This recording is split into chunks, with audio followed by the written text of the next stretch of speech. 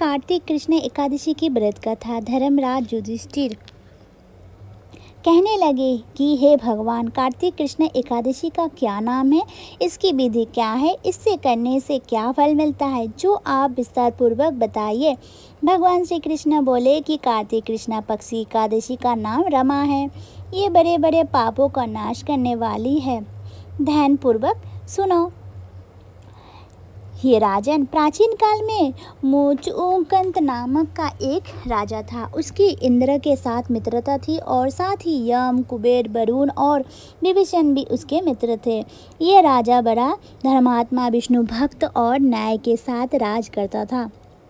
उस राजा की एक कन्या थी जिसका नाम चंद्रभागा था। उस कन्या का विवाह चंद्रसेन के पुत्र शोभन के साथ हुआ था। एक समय वे शोभन ससुराल आया। उन्हीं दिनों जल्दी ही पुण्यदायिनी एकादशी रमा भी आने वाली थी। जब व्रत का दिन समीप आ गया तो चंद्रभागा के मन में अत्यंत सोच उत्पन्न हुआ कि मेरे पति अत्यंत दुर्बल है और मेरे पिता की आज्ञा अति कठोर है। 10वीं को राजा ने ढोल बजाकर सारे राज्यों में ये घोषणा कर दी कि एकादशी को भोजन नहीं करना चाहिए। ढोल की घोषणा सुनते ही शोभन की अत्यंत चिंता हुई और अपनी पत्नी से कहा कि हे प्रिय, अब मुझे क्या करना चाहिए। मैं किसी प्रकार भी भूख सहन नहीं कर सकूँगा। ऐसे उपाय बतलाओ कि जिससे मेरे प्राण बच सके, अन्यथा मेरे प्राण अवश्य चले जाएंगे। चंद्रभागा कहने लगी कि हे स्वामी, मेरे पिता के राज्य में एकादशी के दिन कोई भी भोजन नहीं करता। हाथी, घोड़ा, ऊँट, बिल्ली, गौ आदि भी ट्रेना अन्न, जल आदि ग्रहण नहीं कर सकते। फिर मनुष्य का तो कहना ही क्या है। यदि आप भोजन करना चाहते हैं तो किसी दूसरे स्थान पर चले जाइए, क्योंकि यदि आप यही रहना चाहते तो आपको अवश्य व्रत करना पड़ेगा। ऐसा सुनकर शोभन कहने लगा कि हे प्रिय, मैं अवश्य व्रत करूँगा। जो भाग्य में होगा वो देखी जाएगी। इस प्रकार से विचार कर शोभन ने व्रत रख लिया तो और वह भूख व प्यास से अत्यंत पीड़ित होने लगा।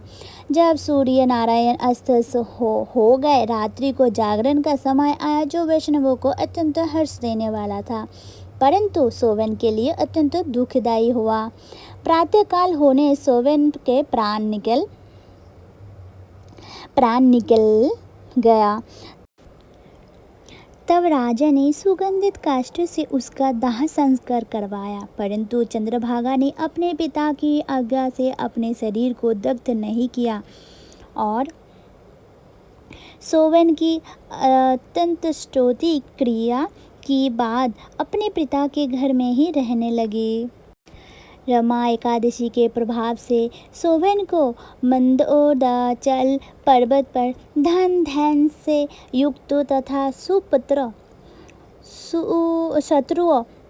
शत्रुओं से रहित एक सुंदर देव पुत्र प्राप्त हुआ। वे अत्यंत सुंदर रत्न और वैदूर्य पूर्ण जटित स्वर्ण के संभव पर निर्मित अनेकों प्रकार के स्फटिक मणियों से सुशोभित भवन में बहुमूल्य वस्त्र भूषण तथा छत्र व चांवर से विशोभित सुगंधर्व और अप्सराओं से युक्त सिंहासन पर आरूढ़ ऐसा शोभायमान होता था मानो दूसरा इंद्र विराजमान हो।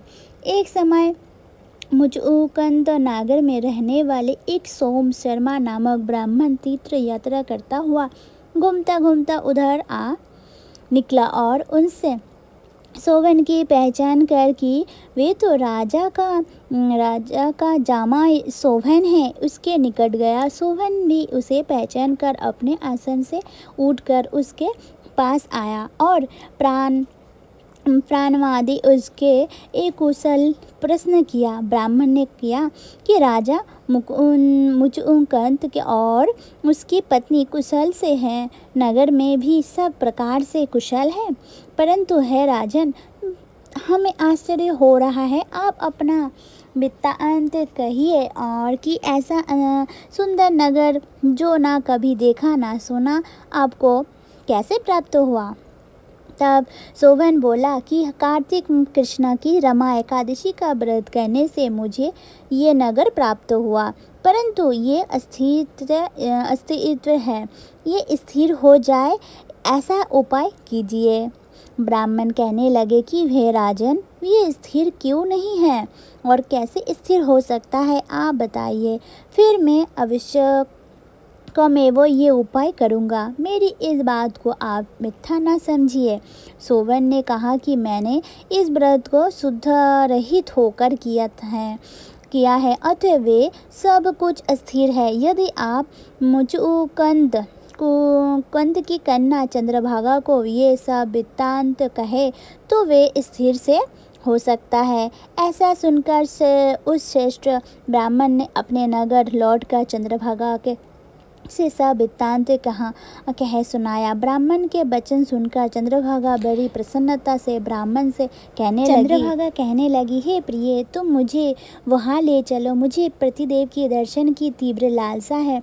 मैं अपने किए हुए पुण्य से उस नगर को स्थित बना दूंगी। आप ऐसा कार्य कीजिए जिसे उनका हमारा संयोग हो, क्योंकि वियोगी के मिला देना महान पुण्य है। सोम शर्मा ये बात सुनकर चंद्रभागा को लेकर मंदरोदाचल पर्वत के समीप वामदेव ऋषि के आश्रम पर आया। वामदेव जी ने सारी बात सुनकर वेद मंत्रों के उच्चारण से चंद्रभागा का अभिषेक कर दिया। तब ऋषि के मंत्र के प्रभाव और एकादशी के व्रत से चंद्रभागा का शरीर दिव्य हो गया और वे दिव्य गति को प्राप्त हुई। इसके बाद बड़ी प्रसन्नता के साथ अपने पति के निकट गए। अपनी प्रिय पत्नी को आते देखकर शोभन अति प्रसन्न हुआ और उसे बुलाकर अपनी बाई तरफ बिठा लिया। चंद्रभागा कहने लगे कि हे प्राणनाथ, आप मेरे पुण्यों को ग्रहण कीजिए। अपने पिता के घर जब मैं 8 वर्ष की भी थी तब से विधि पूर्वक एकादशी के व्रत को शुद्धापूर्वक करती आ रही हूँ। इस पुण्य के प्रताप से आपका ये नगर स्थिर हो जाएगा तथा समस्त कर्मों से मुक्त होकर प्रलय के अंत तक रहेगा। इस प्रकार चंद्रभागा ने दिव्य आभूषणों और वस्त्रों से सुसज्जित होकर अपने पति के साथ आनंदपूर्वक रहने लगी। हे राजन, ये मैंने रमा एकादशी का महत्व कहा है। जो मनुष्य इस व्रत को करते हैं उनके ब्रह्म इत्यादि समस्त पाप नष्ट हो जाते हैं। कृष्ण पक्ष और शुक्ला पक्ष दोनों की एकादशी समान है, इनमें कोई भेदभाव नहीं है, दोनों समान फल देती हैं।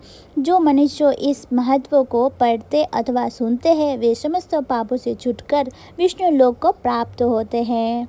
बोलो जय जय श्री राधे। हरे कृष्णा।